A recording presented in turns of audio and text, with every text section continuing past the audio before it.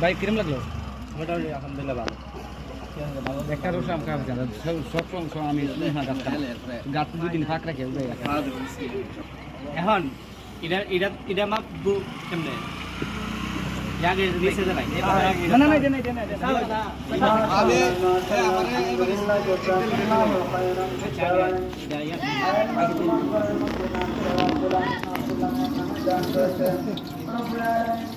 আচ্ছা টনা করেন না